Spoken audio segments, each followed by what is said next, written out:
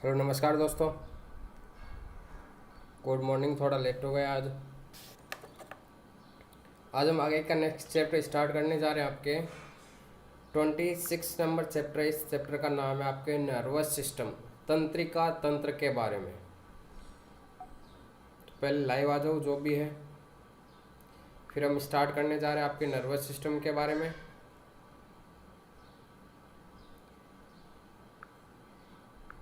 Nervous system, तंत्रिका तंत्र, ये चैप्टर आपकी 10th क्लास में भी है और 12th में भी, और आपके कंपटीशन की दृष्टि से भी इम्पोर्टेंट भी है। बहुत सारे क्वेश्चन इसमें से पूछे जाते हैं। लाइव आ जाओ पहले, फिर स्टार्ट करते हैं चैप्टर। कल हमारा चैप्टर हो गया था, वो एक 25 नंबर चैप्टर था, उत्सर्जन तंत्र, एक्सक्रेटरी सिस्टम, वो पढ़ लिया था हमने। कौन कौन लाइव है एक बार कमेंट करके बता दो।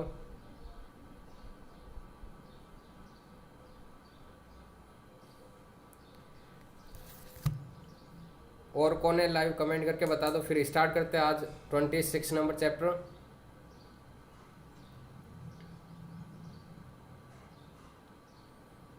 अच्छा लाइव आ गए ना, तो स्टार्ट करते हैं आज 26 नंबर चैप्टर। पहले तो हम देखते हैं इस चैप्टर के बारे में कि इस चैप्टर का नाम क्या, आपके नर्वस सिस्टम। अब यहाँ पे पढ़ते हैं कि नर्वस सिस्टम होता क्या है, कि नर्वस सिस्टम क्या कार्य करता है, ये क्या होता है। हर एक हमने जो भी चैप्टर पढ़े थे इतने, इनमें से सब में पीछे नाम आ रहा था एक तंत्र। क्या नाम आ रहा था? तंत्र। अब यहाँ पे देखते हैं कि तंत्र का मतलब क्या होता है। तो इस तंत्र का मतलब होता है कि आपके शरीर के अन्य और अंग मिलकर के दूसरे अंगों के साथ में कार्य करते हैं और एक विशेष सिस्टम बनाते हैं, और उसी को क्या कहते हैं? तंत्र कहते हैं। जिससे क्या होता है, शरीर होता है वो हमारे संपूर्ण नियंत्रित या नियमित रूप से कार्य कर सके। ये हो गया आपके तंत्र। तो यहाँ पे नाम है आपके तंत्रिका तंत्र। तंत्रिका तंत्र मतलब शरीर का वह तंत्र जो क्या करता है, शरीर की सभी क्रियाओं। अब सभी क्रियाओं में कौन कौन सी क्रिया आएगी? जो भी आपके सारी शारीरिक क्रियाएं हैं, जैसे कि उठना, बैठना, जागना, या आपके श्वास लेने की प्रक्रिया, पाचन की प्रक्रिया, या फिर रुधिर के परिसंचरण तंत्र की प्रक्रिया, या जब हम हाथ हिलाते हैं या पैर हिलाते हैं, या बोलने या देखने या सुनने की, ये सारी क्रियाएं किसके कंट्रोल में होती है? आपके तंत्रिका तंत्र के कंट्रोल में होती है। मतलब बाहरी सूचनाओं को ग्रहण करके हमारे मेन मस्तिष्क तक पहुंचाना, और मस्तिष्क वापस उन पे क्या करता है, एनालिसिस करता है और वापस रेस्पॉन्स देता है। इन सारी क्रियाओं का अध्ययन किस में किया जाता है? आपके तंत्रिका तंत्र में किया जाता है। आवाज आ रही है क्लियर?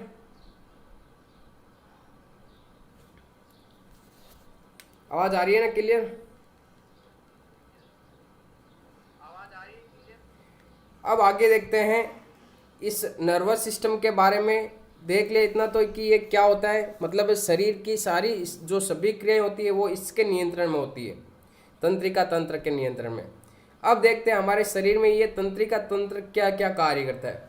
तो यहाँ पे एक तो है यहाँ पे शरीर की सभी क्रियाओं का नियमन। सभी क्रियाओं से यहाँ पे मतलब है कि जो भी आपके श्वसन की, पाचन की, उत्सर्जन की, ब्लड सर्कुलेटरी सिस्टम की, या सांस लेने की प्रक्रिया, या फिर बोलने की प्रक्रिया, सुनने की जो भी प्रक्रिया होती है, इन सारी प्रक्रियाओं का नियमन कौन करता है? आपके तंत्रिका तंत्र करता है। ठीक है।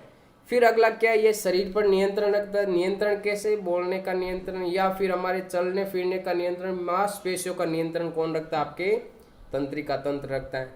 फिर नेक्स्ट क्या है, ये बाहरी सूचनाओं को मस्तिष्क तक पहुंचाता है। अब बाहरी सूचना कैसे, क्या होगी बाहरी सूचना?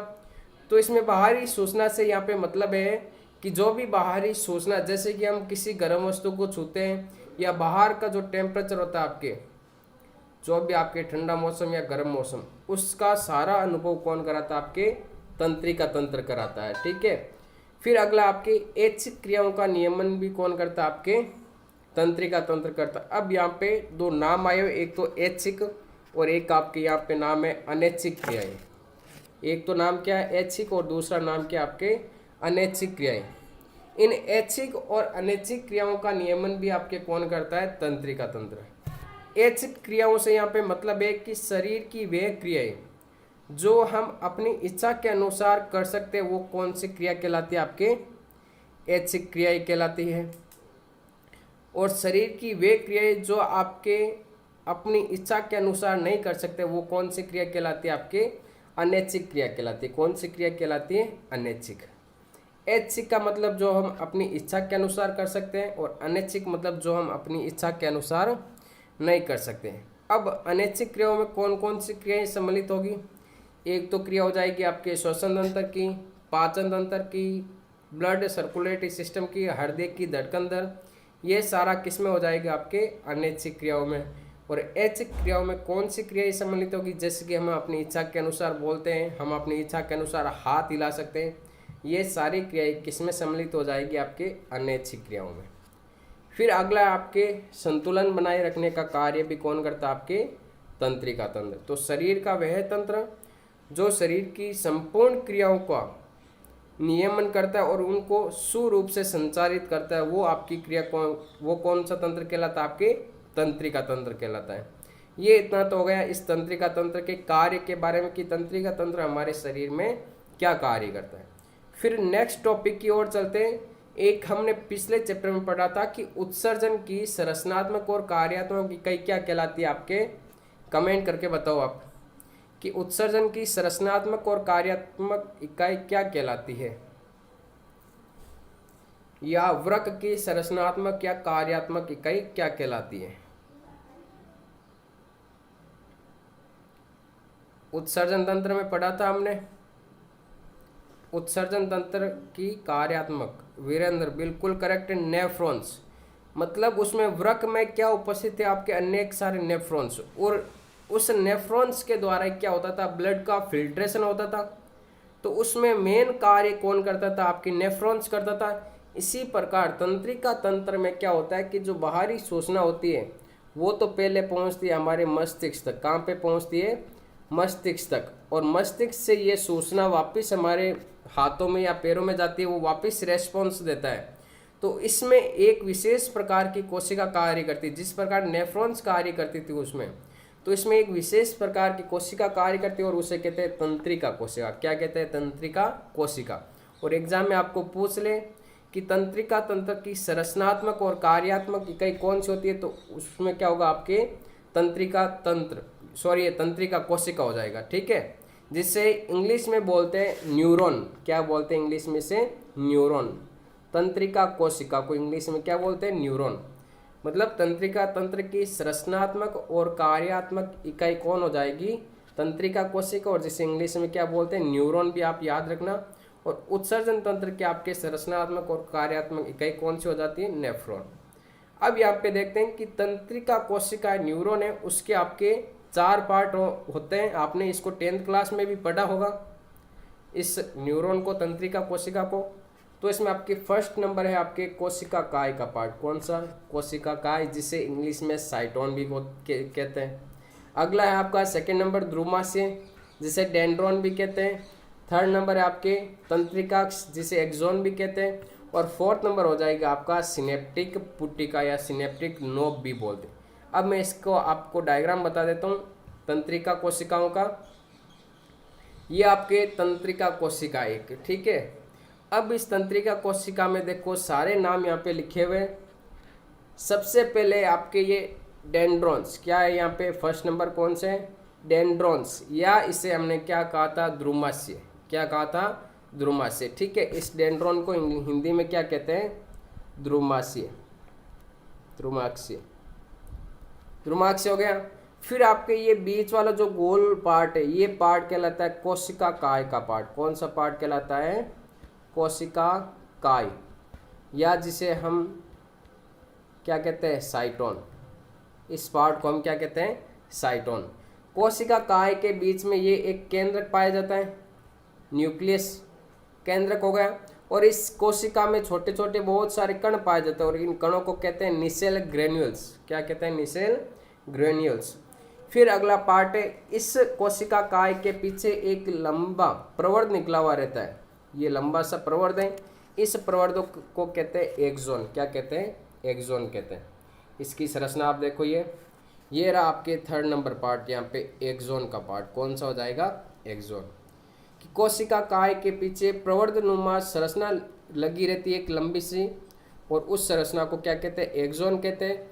कोशिका काय के ऊपरी भाग पर अंगुली समान ये प्रवर्ध रहते हैं अनेक सारे, और इन प्रवर्ध को क्या कहते हैं, डेंड्रॉन्स या ध्रुमाशय कहते हैं। क्या कहते हैं, डेंड्रॉन्स या ध्रुमाशय। इस एक्सोन का अंतिम सिरा, इस एक्सोन का अंतिम सिरा कौन सा हो जाएगा, ये हो जाएगा। तो एक्सोन का अंतिम सिरा अनेक सारी घुंडी नुमा संरचना बनाता है, बल्ब नुमा। ये देखो, ये छोटी छोटी बल्ब नुमा संरचना है। इन बल्ब नुमा संरचनाओं को क्या कहते हैं, सिनेप्टिक नोब।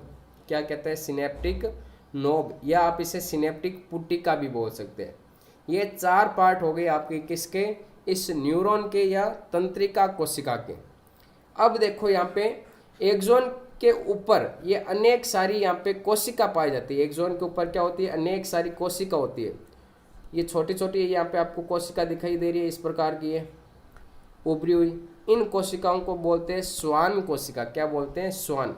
वैज्ञानिक स्वान ने इनकी खोज की थी, इसीलिए इसे क्या बोलते हैं, स्वान कोशिका। और इसके ऊपर जो आवरण पाया जाता है उसे कहते हैं माइलिन आवरण। क्या कहते हैं, माइलिन आवरण कहते हैं। और एक जो आपकी ये इस प्रकार की जो कोशिका है, अनेक सारी इस प्रकार की जो कोशिका पाई जाती है, इन कोशिकाओं को तो क्या कहते हैं, आपके स्वान कोशिका।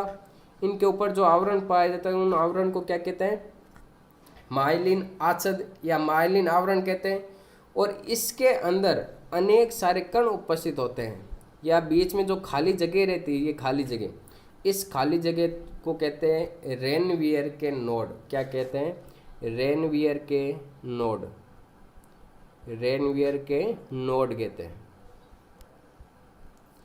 ये आपके तंत्रिका कोशिका की संरचना। अब आप इस डायग्राम में देख लो, ये तो पार्ट हो गया आपके बीच वाला, कौन सा, कोशिका काय का पार्ट। कौन सा पार्ट हो गया, ये आपके कोशिका काय का पार्ट। कोशिका काय के ऊपरी भाग पर आपके अंगुली समान प्रवर्ध निकले रहते हैं। ये अंगुली समान प्रवर्ध हो गए यहाँ पे। इन अंगुली समान प्रवर्ध को क्या कहते हैं, ध्रुमाक्षय या डेंड्रॉन्स। ध्रुमाक्षय या डेंड्रॉन्स कहते हैं। 2 पार्ट हो गए। इस कोशिका काय के अंदर, इस कोशिका काय के अंदर क्या होते हैं, आपके अनेक सारे छोटे छोटे कण पाए जाते हैं, और इन कणों को क्या कहते हैं, निसेल ग्रेन्यूल्स। क्या कहते हैं, निसेल ग्रेन्यूल्स कहते हैं। फिर अगला पार्ट क्या है, इस कोशिका काय के बीच में क्या पाया जाता है, केंद्रक पाया जाता है, और इस केंद्र को क्या कहते हैं, न्यूक्लियस। मतलब ये क्या, आपके केंद्रक। फिर अगला क्या है, इस कोशिका काय का पीछे का सिरा एक लंबी छड़ के समान फैला हुआ होता है, और इस भाग को कहते हैं आपके एक्सोन। क्या कहते हैं, एक्सोन। ये पूरा ही पार्ट कौन सा कहलाता है, आपका एक्सोन। एक्सोन को हिंदी में कहते हैं तंत्रिकाक्ष। क्या कहते हैं, एक्सोन को हिंदी में तंत्रिकाक्ष। अब इसके ऊपर ये जो आपको कोशिका दिखाई दे रही है इस प्रकार की, इन कोशिकाओं को कहते हैं स्वान कोशिका। क्या कहते हैं, स्वान कोशिका।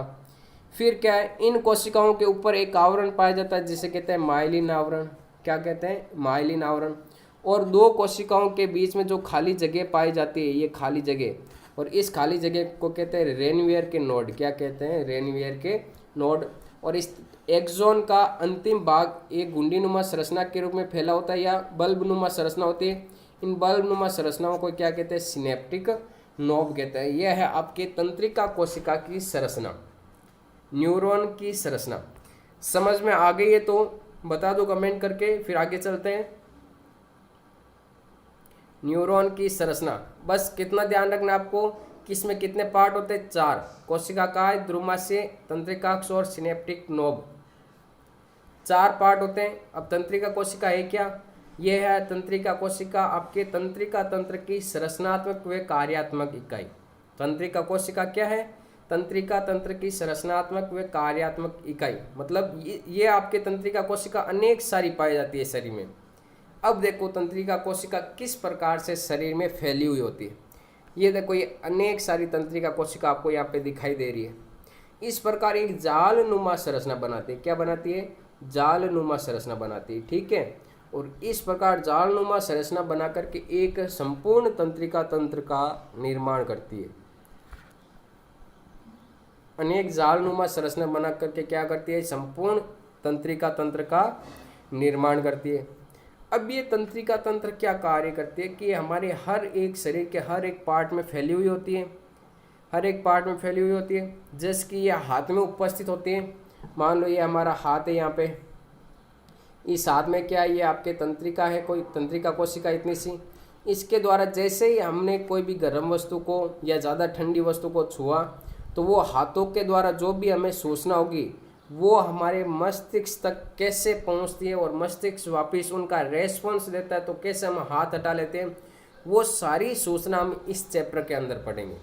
इस तंत्रिका तंत्र में हम बता देता हूँ मैं यहाँ पे पहले ही कि क्या क्या पढ़ेंगे। एक तो हम पढ़ेंगे मस्तिष्क के बारे में, कि मस्तिष्क का हर एक पार्ट के बारे में पढ़ेंगे। टोटल 3 पार्ट होते हैं, मस्तिष्क से 3 पार्ट होते हैं, उन तीनों पार्टों के बारे में पढ़ेंगे। और इन तीनों के अलग अलग जो कार्य है उन कार्यों के बारे में पढ़ेंगे कि अग्र मस्तिष्क का जो अग्र मस्तिष्क होता है वो क्या कार्य करता है, मध्य मस्तिष्क क्या कार्य करता है, और आपका पश्च मस्तिष्क होता है वो क्या कार्य करता है। इन तीनों के बारे में पढ़ेंगे। फिर हम पढ़ेंगे आपके मेरू रज्जु के बारे में, जो हमारे पीछे रीढ़ की हड्डी होती है वो क्या कार्य करती है, वो क्यों इम्पोर्टेंट है, वो आपके किस प्रकार सूचनाओं को ले जाती है और लाती है। और अगला हम चैप्टर पर जो भी टॉपिक होगा इसमें वो होगा हमारा प्रतिवर्ती क्रिया।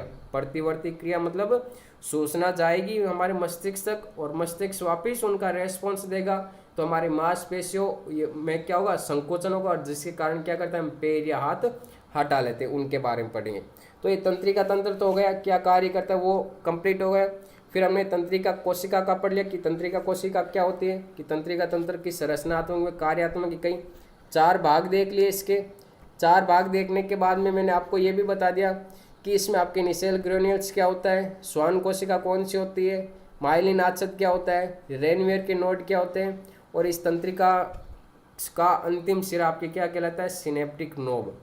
अब यहाँ पे एक आपको विशेष वर्ड ध्यान रखना और इस विशेष वर्ड को आप अच्छे से देखना, और उस वर्ड का नाम है आपके सिनेप्सिस। क्या नाम है उस वर्ड का नाम, आपके सिनेप्सिस। आपको पता हो तो कमेंट करके आप बताओ इसके बारे में, सिनेप्सिस कि सिनेप्सिस क्या होता है। सिनेप्सिस क्या होता है कमेंट करके बताओ, पता है तो। बहुत ही इम्पोर्टेंट है ये, आपको परिभाषा याद भी रखनी है इस सिनेप्सिस की। बहुत बार एग्जाम कभी कभी पूछ लेता है 1 नंबर की परिभाषा, इसमें डेफिनेशन। नहीं महावीर, डिजीज नहीं है ये, सिनेप्सिस डिजीज नहीं है।